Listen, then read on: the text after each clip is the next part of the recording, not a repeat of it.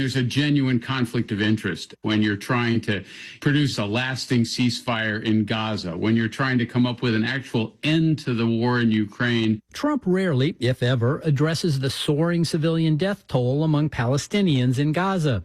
When he mentions the territory, he usually talks about the U.S. taking control and building luxury beachfront properties.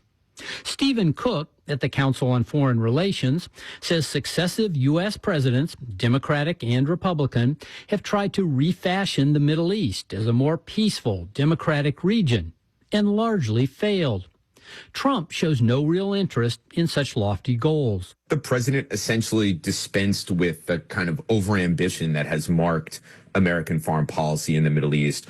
We are not interested in remaking societies. We are not promoting democracy. Trump's agenda is limited and transactional. But Cook thinks this is more realistic and will likely keep the U.S. out of major entanglements. Here's how he sums up Trump's approach. These societies can develop and pursue their politics as they see fit without the intervention of the United States, which has been destabilizing over the course of the last 30 years. Cook does have concerns. The Mideast remains volatile. Trump relies heavily on one envoy, Steve Witkoff, his friend from their days in New York real estate. Witkoff, who had no diplomatic experience, is handling nuclear negotiations with Iran, the Gaza war, and the Russia-Ukraine conflict. Cook says Trump is overestimating what Witkoff can deliver. He is miscalculating when he thinks that a deal is a deal, whether it's about a luxury hotel or it's about Iran's nuclear program or it's about a hostage deal and ceasefire, that these are all the same. They're going to run into problems because the president wants to go with his gut. In the Russia-Ukraine conflict, Trump also emphasizes deal-making.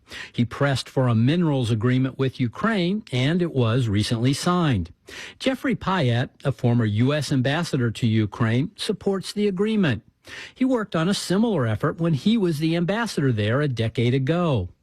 But one business deal won't end a war with a long, complicated history. This war has its origin in the agenda of one man, Vladimir Putin, and his sacrifice of hundreds of thousands of Russian soldiers who died in pursuit of his territorial ambitions. Pyatt retired in January after 35 years at the State Department.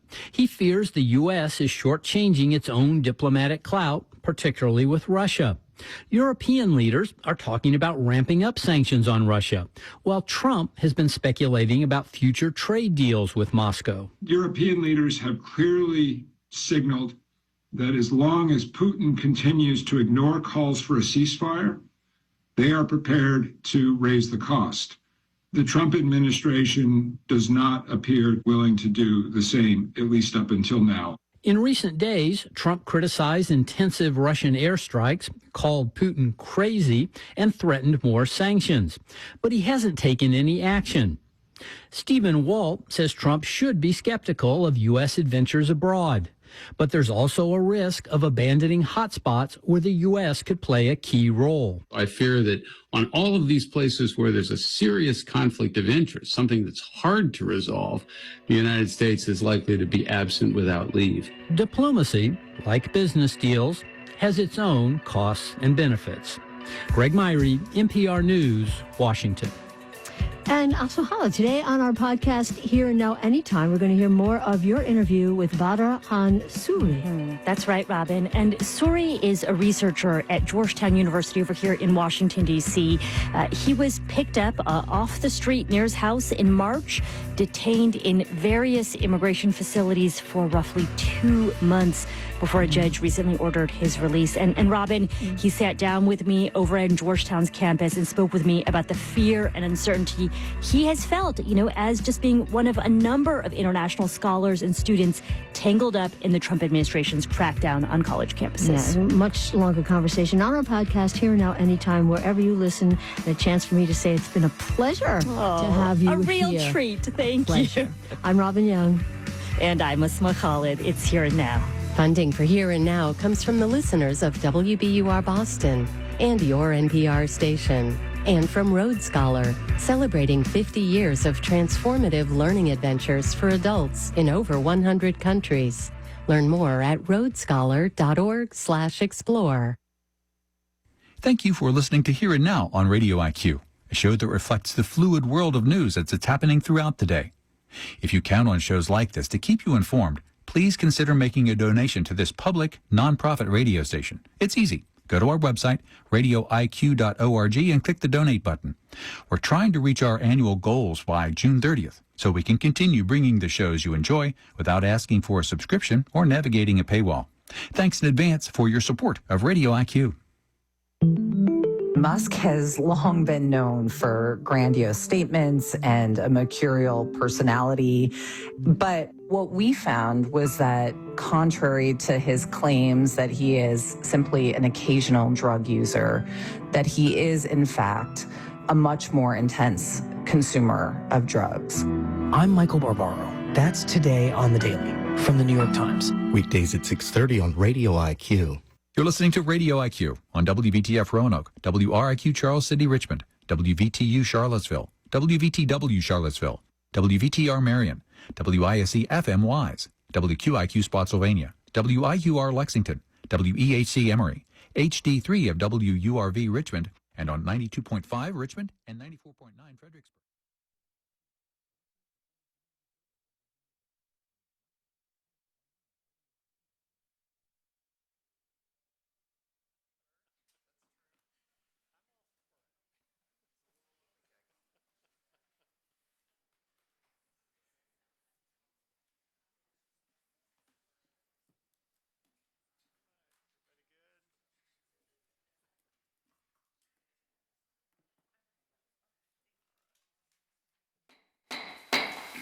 Good afternoon and welcome to the 2 o'clock p.m. session of City Council on June 2nd. I'll invite our clerk, Ms. McCoy, to please call the roll.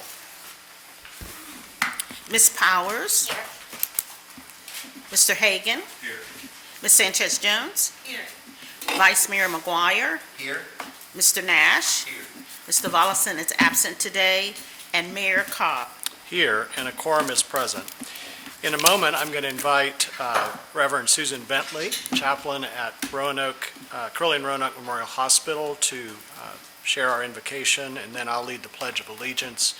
But before I invite her, I'd like to invite us to stand, and I have 3 things I'd like for us to acknowledge in a moment of silence.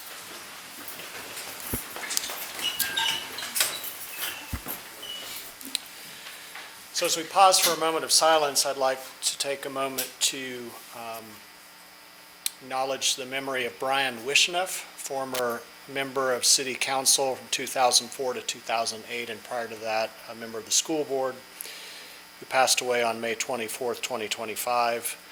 Also, I'd like to remember Dr. Rita Bishop, retired superintendent of Roanoke City Public Schools from 2007 to 2020. Who died on May 23rd, 2025, and at the request of Ms. Sanchez-Jones, and certainly for our community, remember the 2 young women who tragically died in the traffic accident on Friday.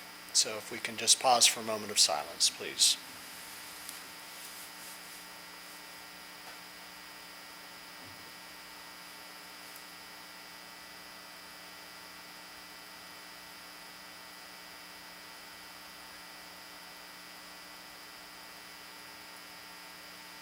Thank you. Reverend Bentley.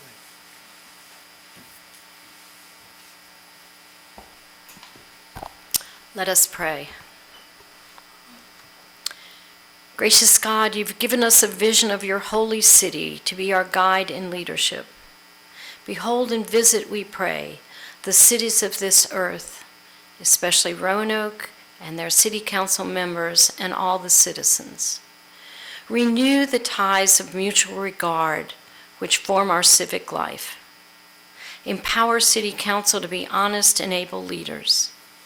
Enable them to eliminate the systems that result in poverty, prejudice, and oppression, that peace may prevail with righteousness and justice with order, and that men, women, and children of different cultures and with differing talents may find with one another the fulfillment of their humanity. Give those in authority in our city government wisdom and strength to know and do your will.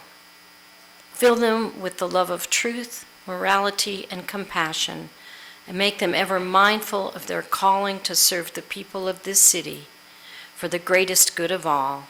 We pray this in your holy name. Amen.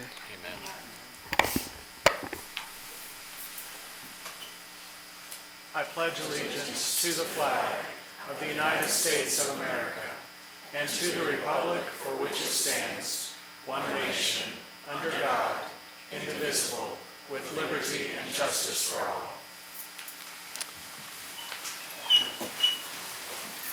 Thank you, Reverend Bentley.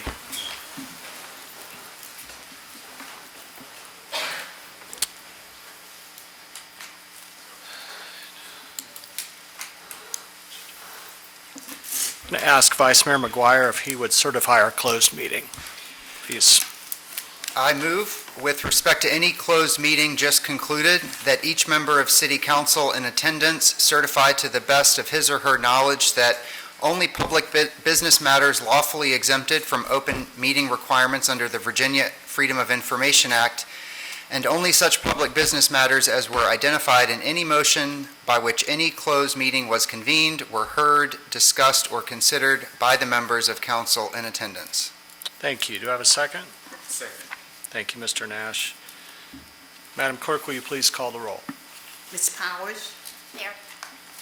Mr. Hagan? Yes. Okay. Mr. Hagan? Aye. Ms. Sanchez-Jones? Vice Mayor McGuire? Aye. Mr. Nash? Aye. And Mayor Cobb. Aye, and the motion passes. One announcement this afternoon, the Council of the City of Roanoke is seeking applications for various vacancies on council-appointed authorities, boards, commissions, and committees. To access the online application, you may visit roanokeva.gov on the City Council page.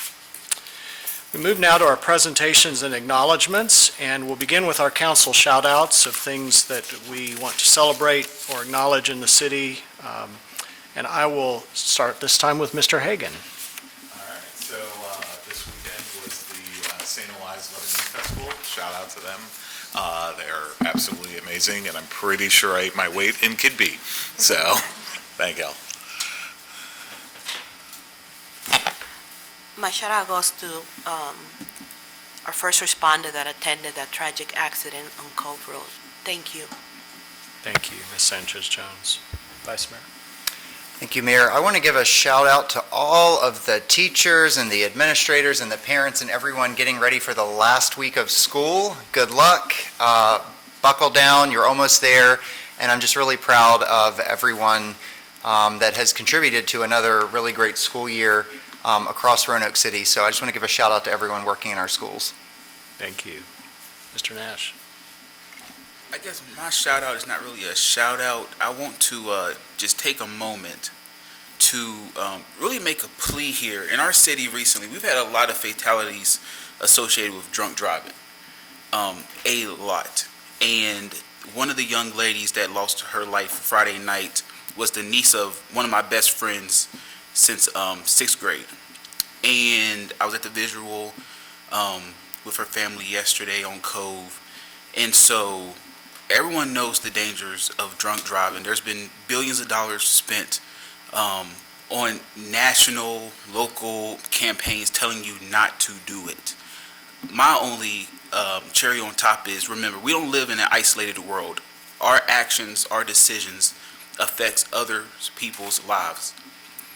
It affects their families' lives, their friends' lives. One of the young ladies will have classmates, and the best day of their life now will have a bit of grief mixed in with it because of the loss of her life. That's coming up this week at the Fleming graduation. That's so unfortunate. And so just remember, when we're enjoying this great 8-time All-American city and all the amenities that we offer, we must be responsible when we're deciding how we get back home. Thank you, Mr. Nash. Ms. Powers? Yes, my shout out this week is to our employees down on the second floor, our treasurer's office and our commissioner's office. This the last few weeks, they are collecting tax dollars and doing the work that brings in all of the money that allows us to give you all of the benefits and the services that we offer. So thank you guys for what y'all do down there. It's a hard job, and we do appreciate everything that you've been through. So today's the deadline for personal property taxes if you haven't paid. Thank you, Ms. Powers. A couple of shout-outs for me. First of all, it was lovely to celebrate the 30th anniversary of the reopening of the Hotel Roanoke at a special event on Saturday evening. I see Mr. Brian Mann here, and I want to extend my gratitude to Brian and to Brian Wells and all the employees of Hotel Roanoke and all the partners who've helped make that so successful. I want to give a shout out to TAP and the youth who created the No Cap Zone Teen Summit on Saturday. Councilman Nash and I were able to participate in panels and got some tough questions, which was great. And it was completely created, designed, and led by youth. And just another reminder to us of the power of our youth and the great representation they have in the city. Lastly, I want to commend one of our city employees, but also some City of Roanoke residents who were honored as part of the Roanoke-Blacksburg Technology Council Tech Night Awards in Blacksburg. Mark Nelson, who's the director of our economic development team, received the Ruby Award. Nancy Agee was inducted into the Hall of Fame. Eileen Helsel, who's Director of Carilion Clinic Innovation, received the Regional Leadership Award. And one of the startup businesses that actually began in the Research Institute and was part of the RAMP Accelerator was awarded the Small Leading Tech Company, and that's the Tiny Cargo Company. So shout outs to all of them.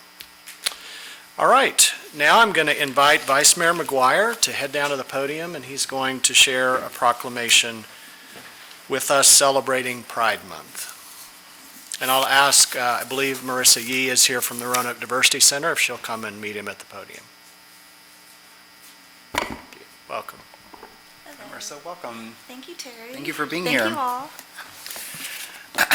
Okay, you ready? Whereas Roanoke is a welcoming and compassionate city that embraces the diversity of our residents, including our LGBTQ+ community, in which lesbian, gay, bisexual, transgender, queer, and ally citizens have been part of Roanoke's history since its beginning, and a visible community formed here in the 1960s, anchored by the region's first known gay bar, the Trade Winds, which opened on Franklin Road in 1953. Whereas the first gay liberation organization in the city, the Gay Alliance of the Roanoke Valley, was founded in 1971 and was followed in 1977 by the Free Alliance for Individual Rights, with both organizations advocating against the harassment of gay men by our bar owners and law enforcement. Whereas transgender Roanokers became increasingly visible in the 1970s, and a group of trans women attempted in the late 1970s to organize the region's first chapter of Tri-S, a pioneering national trans organization, and in late 1978, The Park, which today is the only nightclub that remains from that era, opened to rave reviews. In 1980, lesbians in Roanoke formed their own organization, First Friday, and the annual Roanoke Valley Women's Retreats. Whereas the AIDS crisis hit Roanoke hard, with the first local death from AIDS reported in 1983, gay activist groups such as the Blue Ridge Lambda Alliance and the Roanoke Valley chapter of the Virginia Gay Alliance organized the earliest AIDS advocacy and care work, as did the Metropolitan Community Church of the Blue Ridge. Out of these efforts emerged the Blue Ridge AIDS Support Services, BRASS, and the Roanoke AIDS Project. Today, the Drop-In Center carries on this important work in our community. Whereas in 1990, a coalition of gay and lesbian groups formed the Alliance of Lesbian and Gay Organizations, and in September of that year, they put on the city's first Pride Festival in Wasena Park. In September 2000, an anti-gay shooting at the Backstreet Cafe on Salem Avenue took the life of one person and wounded 6 others. This hate crime shook the city and opened a new chapter in our LGBTQ+ history. Whereas the 21st century has witnessed the emergence of new organizations and initiatives, including the founding of Ladies and Gents of the Blue Ridge Transgender Alliance in 2007, the growth of Roanoke Pride and the Pride in the Park Festival, the formation of Youth Saga and Prism Foundation supporting LGBTQ youth, the region's first LGBTQ plus community center, the Roanoke Diversity Center, in 2013, the founding of the Diversity Camp in 2014, creation of our first uniquely Black LGBTQ organization, the House of Expression, in 2019, and Southwest Virginia Pride in 2022.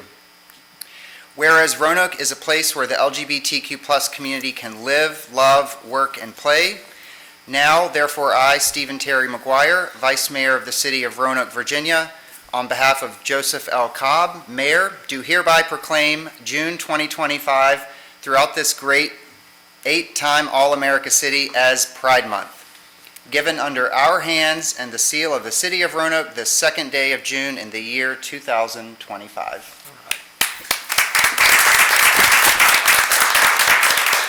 I just want to say really quickly to Marissa and to everyone watching, really appreciate you being here, and I want you to know that this council is not always going to agree on everything, does not agree on everything, but I know that every single one of us supports our LGBTQ plus community. We love you. We are so glad to be here to have such a rich city that's so diverse, and I just wanted to say that to you. Happy Pride. Make sure everyone knows that their city council loves them. Thank you, Terry. Thank you. Do you want to say anything? Council. Thank you, Mayor. We do feel seen. The community feels seen with our diverse city council, the way everyone on the city council shows up to Pride events for the Roanoke Diversity Center, Roanoke Pride, and Southwest Virginia Pride. Thank you all so much for making this place more welcoming and safe for us. Thank you. Y'all want to come up? We'll get a picture. Yeah.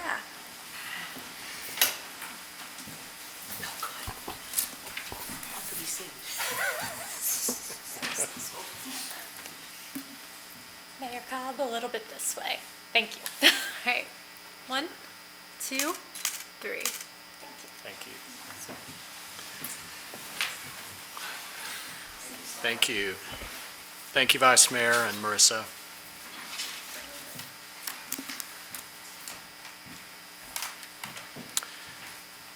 Moving on in our agenda this afternoon, we have next our hearing of citizens upon public matters.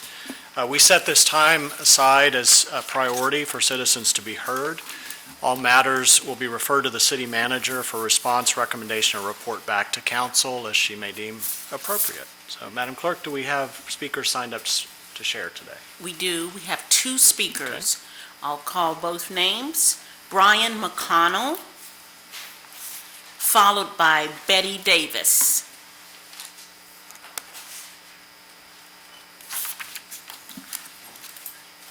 Welcome, Mr. McConnell. Thank you, Mayor Cobb, Madam City Manager, and council members. I'm before you once again for the purpose of addressing Roanoke's leadership in a time of what MIT's Otto Scharmer has referred to as polycrisis. The relevance of this topic for me comes in the near aftermath of publishing an online article to medium.com within just the last month entitled, "We Must Disenthrall Ourselves and Lead from an Emerging Future." While the essay certainly reflects a macro level vantage point, it actually had its inception just the week before Christmas at Mayor Cobb's house at a meet and greet that was held for Ghazala Hashmi. Dr. Hashmi is, of course, current candidate for lieutenant governor on the Democratic ticket with the primaries coming up, I believe it's the 17th of this month. It's actually, the title of the article comes from a quote that Dr. Hashmi shared from Abraham Lincoln before his Congress, right in the middle of the Civil War and within the near aftermath of issuing the proclamation.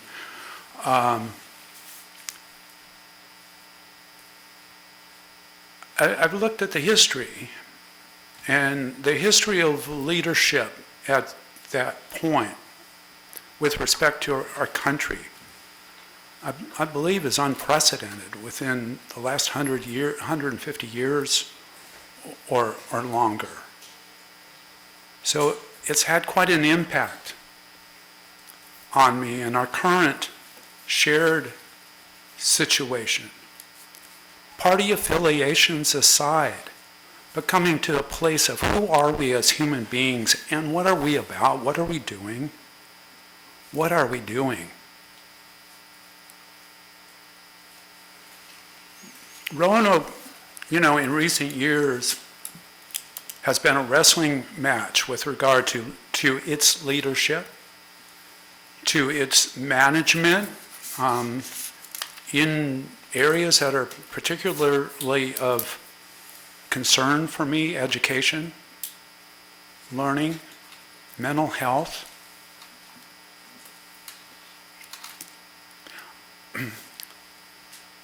I decided I was going to do my best. I mean, I came into Roanoke and did 5.5 years of homelessness.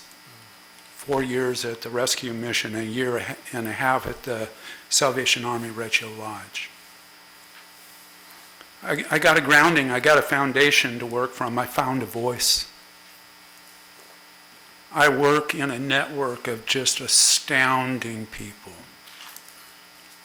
And I've been before you recently, in part because just the last 6 months of my experience in Roanoke has been so radical. It's been extreme.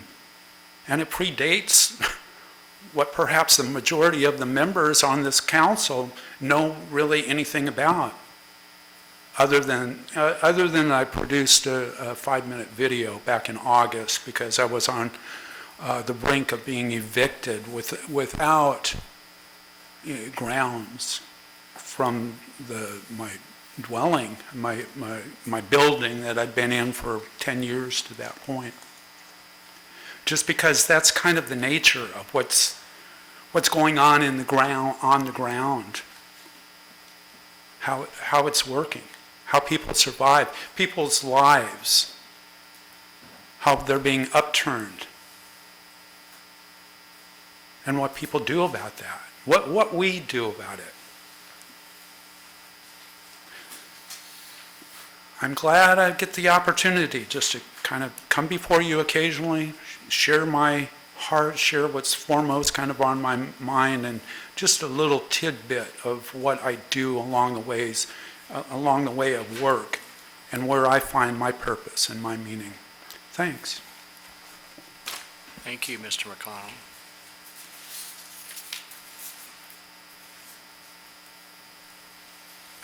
Is Mr. Davis here? Betty? Is it Betty? Betty Darvis? Sorry. Davis? Sorry, I misunderstood the name. Well, I kind of... Ms. Davis? Yes. Yeah, Betty Davis.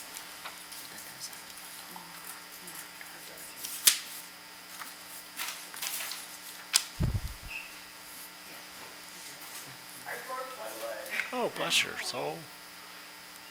Would you like to sit down and we could bring this handheld mic to you?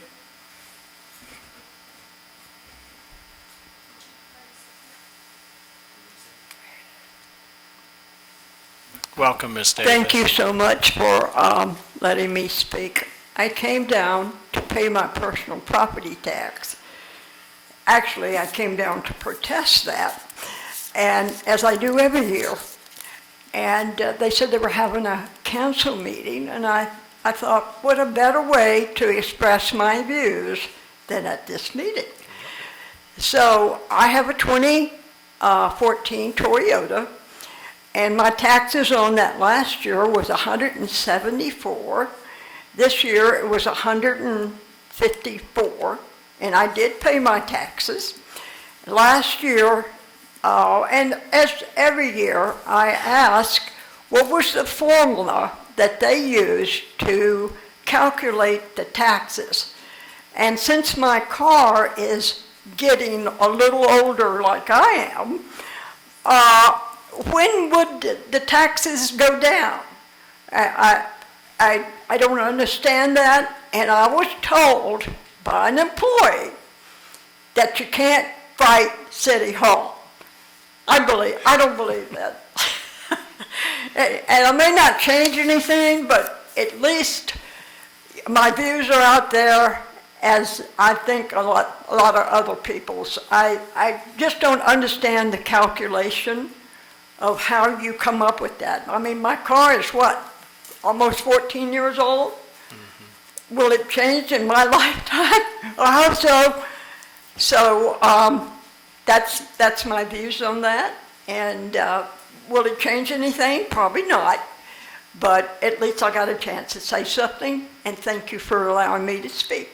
Well, thank you for coming, and we happen to have the treasurer here, not to put her on the spot totally, but I know these values fluctuate somewhat because of a number of reasons. Can somebody just talk briefly about that? Because I know it has to do some with the market and with inventory of vehicles.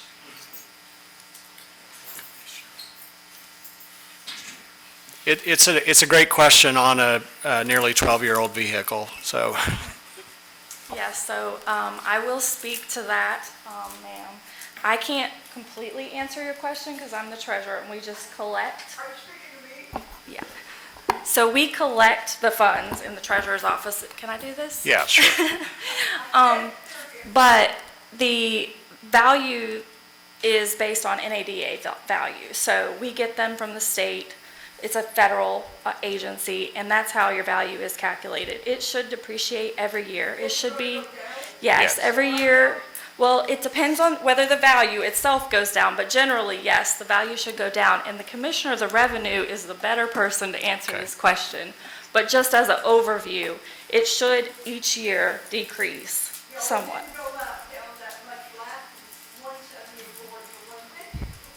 Right. Yeah. Unfortunately, it is a standard approach, and we have very little control over it. But if you have more specific questions, our commissioner should be able to help you. Yeah. No, thank you so much for sharing it and giving me the opportunity to talk. Thank you. Thank you. I appreciate it. And we're always glad to hear from citizens. So thank you for paying your taxes and for coming to speak to us. All right, is that all of our speakers today? Yes, it is. Okay. We will then move to our next item on the agenda, which is our consent agenda. And all matters listed under this consent agenda are considered to be routine by members of council and are enacted by one motion. There's generally no separate discussion of the items unless a council member chooses to pull one of those off for further discussion. So at this time, I'll ask for a motion and second on approval of the consent agenda. So moved. Thank you, Mr. Hagan and Mr. Nash. I'll ask our city clerk to please call the roll. Ms. Powers? Aye. Mr. Hagan? Aye. Ms. Sanchez Jones? Vice Mayor McGuire? Aye. Mr. Nash? Aye. Mayor Cobb? Aye, and the consent agenda is approved. We'll move now to our regular agenda and reports of city officers. And first, we'll have a briefing on our April 2025 financial report, and I'll turn to Ms. Turner to introduce that. Thank you, Mayor Cobb. And I'm going to ask Mrs. Margaret Lindsay to provide the report today, and she's our finance director. Good afternoon, Mayor Cobb, Vice Mayor McGuire, members of council, Ms. Turner. I do have our monthly presentation.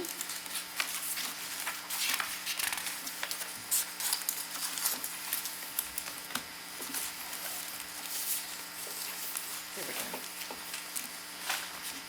go. And as always, we will start with our revenues. And I do have just a couple of brief comments on that. As Ms. Burkett, our treasurer, and Ms. Powers were mentioning, today is the personal property deadline day. So what you are seeing here in personal property tax line, of course, reflects through the end of April. So bills had just been out. But as a sneak peek to the month of May, we have collected significantly more in approaching the deadline. And our number which today in our April is 5.4 million. We are just over 20 million today in collections, which is right on par. If folks either listening or in the audience have recently mailed or put in the Dropbox, as I did, their payments, there'll be a little bit of processing time, and so don't be anxious. If by tomorrow your check has not cleared or anything like that, it does take a bit of time to get those all through the system.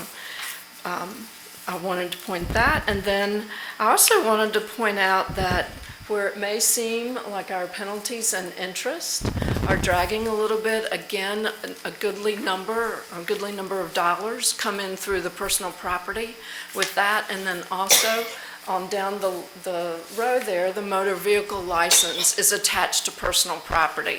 So those three items also will reflect quite differently when we present the May information.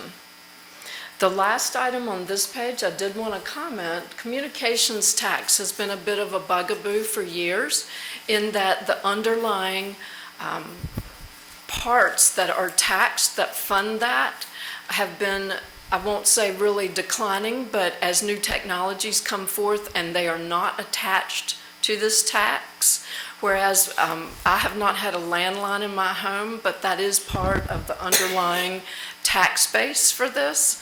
I did do some research, but I wasn't really happy with the depth of it, so I will provide to Ms. Turner in case any members would like to have more information on that. We are sitting at only 70%, the very last line there, through April, and it is unlikely that unless something wonderful happens, and I'll take that we will make our budget in that one line item this year.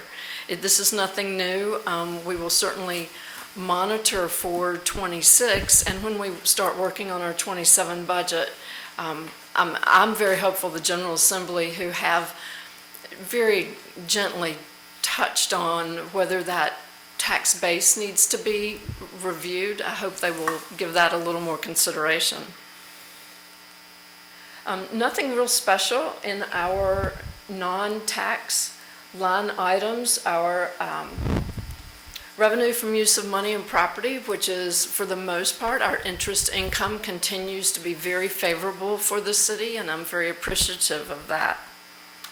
Timing is the only other thing I will mention with our grants and aid Commonwealth. We are running a little ahead of 24, but nothing spectacular and nothing out of the ordinary. We have not lagged in our routine payments from the state. And on our expenditure categories, I do want to just make one remark. As you can see, health and welfare, as a percent of its budget's at just under 92%. So with the months of May and June remaining to impact that would of course be running high. A good portion of that is our Children's Services Act, CSA, as we refer to it.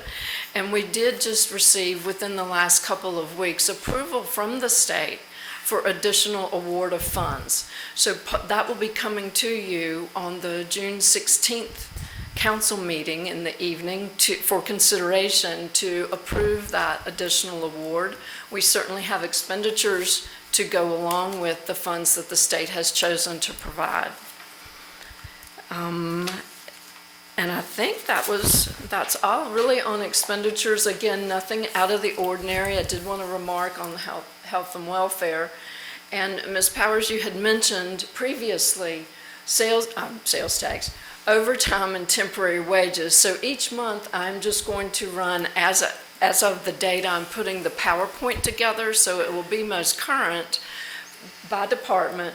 What is overtime on the first sheet, and through May 24th when this was run, the city has expended $4.9 million more than its budget of 1.8, which should be no surprise. We've discussed that as one of the budget challenges throughout budget season, throughout the spring, winter and spring. And temporary wages, also an issue, but not to the magnitude. So it is only over at, as of this date, 91,000. Part of what will come before you on June 16th with the additional revenues that we have on the one hand we'll be able to, what I think of as cure, some of the things just like this, because we will look at what generated the revenue, and is it attached to a specific something like CSA is? And therefore, the health and welfare expenditures will increase similarly, dollar for dollar similarly to what has been approved as additional funding. So that is all I have for you today. I do want to just, if there are ever any questions, whether it's today or at another time, please provide to Ms. Turner, and either she or I or any of finance staff will be happy to find you some good answers. Thank you, Ms. Lindsay. Any questions from council? Mr. Hagan? Just something where I'd like to see, if possible, what the impact of any sort of reduction to the personal property taxes would be, especially in the context of automobiles. Sure. Since personal property taxes rate change and yes. not, okay, Yeah. Absolutely, we'll have that for you. I appreciate Thank that. you. Thank you. Well, and I want to thank you for giving us the bigger picture related specifically to overtime. This is an annual cost. What we're trying to do differently is to more appropriately budget an accurate amount annually, which is reflected in this new budget and will be going forward, and not relying so much on the year up, the true up at the end to cover some of those costs. That would be wonderful. So I really would like for the public to know that. Yes. I do have Yes. a comment. And I do believe, we've talked about this as a group, and so, and this happened years ago. We would, after about 3 months, what was 3 months, after the fiscal year, there was a group of city leaders that got together, and I remember it was the municipal auditor, it was the manager of management and budget, the finance director, the treasurer and the commissioner, and they got together after 3 months and they looked at, okay, where are we? What has changed? Any surprises? Did something happen in that 3 months that wasn't budgeted? And if it was like, okay, how are you going to cover that? Do you think that's something that come October that this council can get an overview of, okay, we increased the mills tax by 1% to take care of the deferred maintenance. So, what have we done with that? Have we been able to tackle some of that? Just so that our citizens and our taxpayers understand that this council does take our budget very seriously, and we are trying to make sure. We have a great director of finance. Thank you, Margaret, for what you do. Thank our management and budget people for what y'all have done. We have a well-qualified city manager, and, we're all dedicated and ready to stand still for the next years and years ahead to get our budget in line and make sure that we have things done accurately to show our citizens. So thank you. I just was going to add one thing. We the budget group that met beginning last October are continuing to meet. So we had a meeting this past Friday, later afternoon. I was unable to attend. We have one scheduled in mid-June, in part to the ones right now to think, was there anything we want to immediately do different, almost like a debrief.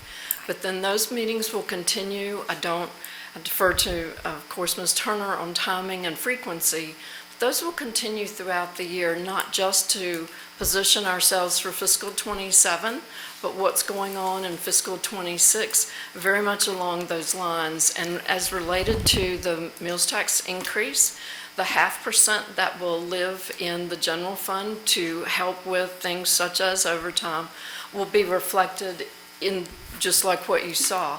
The 0.5% that is dedicated to deferred maintenance, I'm going to add, I don't know if it'll be a line, it probably will be at first, but then as that progresses and we are able to make some improvements, whether it's myself or someone else more appropriate as to how elevators are improved or some such thing, I'm sure would be welcome to come, would be included on agendas or briefings or such. But absolutely, I will say the finance hears on that. Thank you. Well, we do appreciate the work that y'all have done in the past, all the hours that you've put in, and all the time that you'll put in going forward. So thank each and every one of you for what you do. Thank you.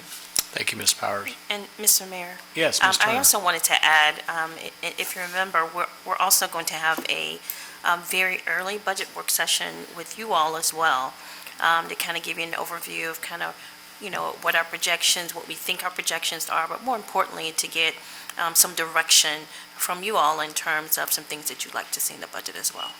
So Thank you. it would be a collaborative, transparent process. Thank you. Thank you all.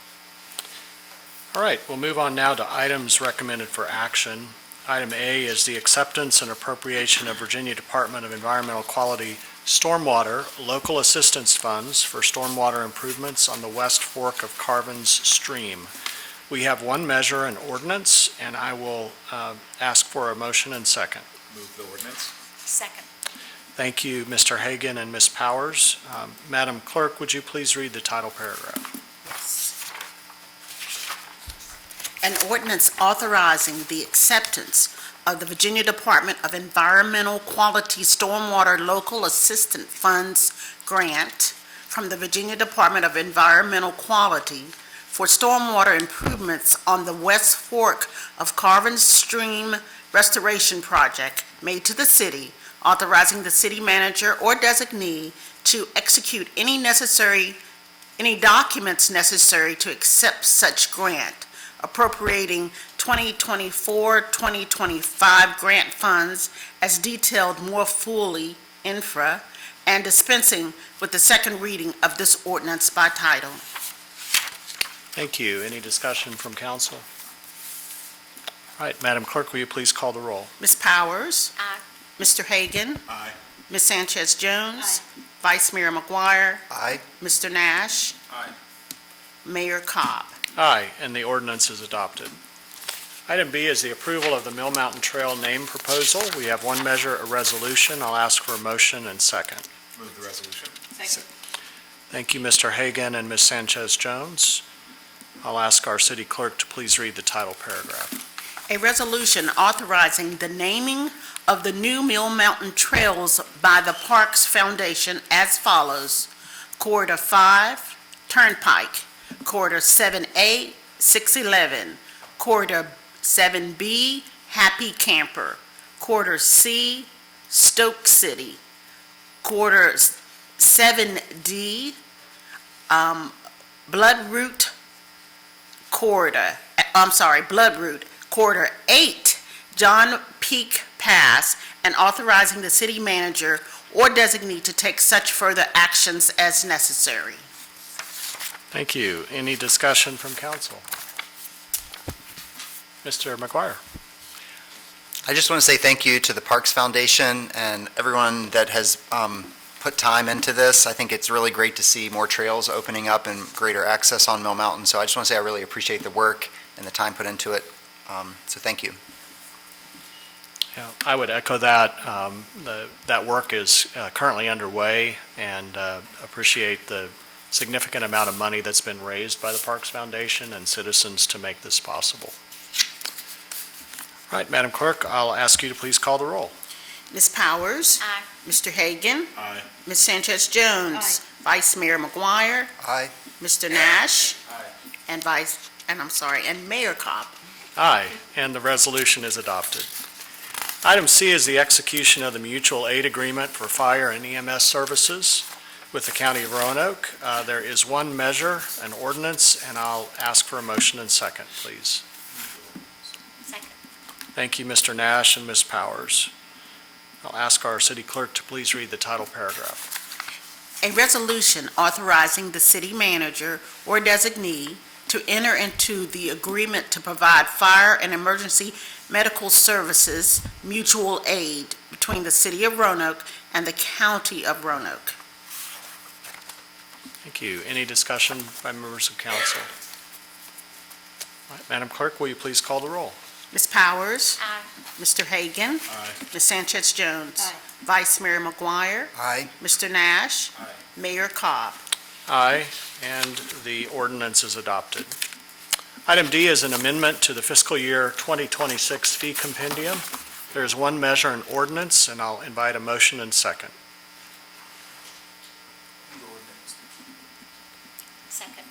Thank you, Mr. Nash and Ms. Powers. Madam Clerk, will you please read the title paragraph? An ordinance amending the City of Roanoke's electronic fee compendium for the 2025-2026 fiscal year, approved by City Council by ordinance number 43192-051225, adopted on May 12, 2025, to amend fees and language that are no longer applicable, including the elimination of unused fees, correction to fees that were incorrectly carried over from fiscal year 2025, and updates to description language to clarify the structure of certain charges, provided for an effective date, and dispensing with the second reading by title of this ordinance.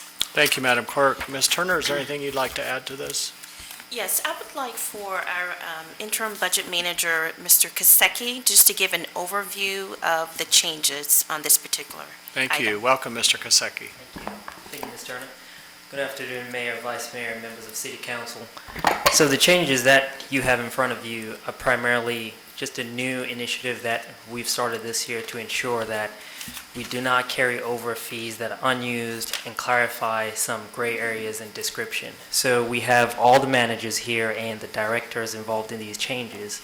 After sitting down with them, we wanted to ensure that the public has full transparency of the fees and where they go. So for example, the treasurer's office, we did charge a fee for debt set-off, but as you can see, we have a change to ensure that the public knows that it's remitted to the state. So these are the types of changes that we wanted to make sure that the public is aware and City Council. So if you have any questions, like I said, we have all the directors here and the managers to ensure that they can explain further on some of these changes. Okay, thank you. I would also like, just for the public to know, that in our annual comprehensive financial report, I believe the fee schedule is included in that report. Is that accurate, or is that a separate? It would be, we'll put it on our website, but it will be in the budget document that will be Right. posted as well. It is in the budget document, but Yes. it's also on the website. Yes. Right. Any questions or further discussion from council? All right. Thank you, Mr. Kasecki. Thank you. I'll ask our city clerk to please call the roll. Ms. Powers? Aye. Mr. Hagan? Aye. Ms. Sanchez Jones? Aye. Vice Mayor McGuire? Aye. Mr. Nash? Aye. Mayor Cobb? Aye, and the ordinance is adopted. Now I'll turn to Ms. Turner for any comments you may have. Thank you, Mayor, Vice Mayor McGuire, and members of councils. I have two comments today. One is pretty long. I'd like to provide an update on preparations for the upcoming pool season, including staffing efforts and the opening of new facilities. Staff have been working very diligently to recruit and hire qualified lifeguards. Currently, we have 9 lifeguard candidates in the hiring process, with 6 of them having officially accepted the positions. Staff is continuing to collaborate closely with Human Resources to expedite the onboarding process so these individuals can begin work as soon as possible. We're also pleased to report that most of our pool clerk positions, many of which are filled by teen apprentices, have been successfully staffed. However, despite these efforts, we are still experiencing staffing challenges. As a result, there is a significant possibility that the opening of Fallon Park Pool may be delayed. On a more positive note, we're excited to announce that the new Washington Park Pool is scheduled to open on Saturday, June 7th, 2025. After extensive public input and thoughtful planning, this facility has been designed to meet a wide range of community needs. Features include a zero-entry area with splash features, a 14-foot water slide, 3 lap lanes, a lazy river, and more. We also invite you to join us for a ribbon-cutting ceremony on Friday, June 6th at 3 p.m., just ahead of the pool's public opening. We appreciate your continued support as we prepare for a safe and successful summer season. Comment number 2. the Roanoke Police Department launched Operation Summer Shield, a strategic summer initiative focused on reducing violent crime through sustained and coordinated efforts. This initiative includes felony warrant apprehension, targeted traffic enforcement, and proactive criminal interdiction. The initial phase of the operation prioritizes the removal of violent offenders and repeat criminals prior to peak summer holiday activity. This will be carried out in partnership with the U.S. Marshals Service under Operation Summer Guardian, which targets the execution of violent felony and high-risk warrants in coordination with probation and parole for pickup. To further deter criminal activity, high-visibility traffic enforcement will be implemented in collaboration with Virginia State Police Motors. This joint effort will include saturation patrols in high-crime areas, DUI enforcement, occupant safety checks, and reckless driving suppression. In addition, downtown saturation patrols will take place on Friday and Saturday nights during peak bar hours to prevent fights, weapons violations, and disorderly conduct in the city's busiest nightlife area. Operation Summer Shield exemplifies the Roanoke Police Department's ongoing commitment to community safety and collaboration partnerships to ensure a safer summer for the Roanoke community. And those conclude my comments for today. Thank you. Thank you, Ms. Turner.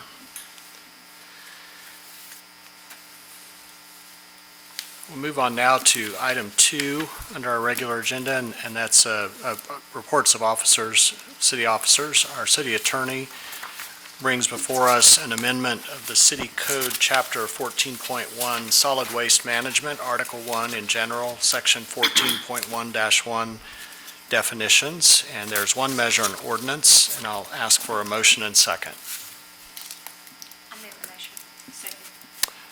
Moved by Ms. Powers and seconded by Ms. Sanchez-Jones. Madam Clerk, will you please read the title paragraph? An ordinance amending and reordaining Chapter 14.1 Solid Waste Management, Code of the City of Roanoke, as amended by amending Section 14.1-1, Definitions, Article 1, in general, Chapter 14.1 Solid Waste Management, Code of the City of Roanoke, as amended, to revise the cross-reference to the Virginia Administrative Code from a repealed section to the current applicable section, and dispensing with the second reading by title of this ordinance. Thank you. Mr. Spencer, anything you'd add to this? Just real quickly, I know I usually bring these, brief you on it, and then ask you to pass later. This one's so simple, I thought, let's just do the cleanup. It's simple housekeeping. They did away with one administrative code section and added another, and just to keep our code up to date for solid waste, dealing with regulated medical waste, we just thought we'd bring it to you. Thank you. Any discussion by council? All right. Madam Clerk, will you please call the roll? Yes. Ms. Powers? Aye. Mr. Hagan? Aye. Ms. Sanchez-Jones? Vice Mayor McGuire? Aye. Mr. Nash? Aye. And Mayor Cobb. Aye, and the ordinance is adopted. We do not have a report from our Director of Real Estate Valuation, but appreciate his briefing earlier today. No reports of committees or unfinished business. Under item 10, introduction and consideration of ordinances and resolutions, we do have a resolution to dedicate a sign at Colonial Avenue Southwest and McNeil Drive Southwest in honor of Dr. Robert Sandel, 4th President of Virginia Western Community College, upon his retirement. There is a resolution, and I need a motion and second, please. Move the resolution. Thank you. Moved by Mr. Hagan and seconded by Ms. Powers. Madam Clerk, will you please read the title paragraph?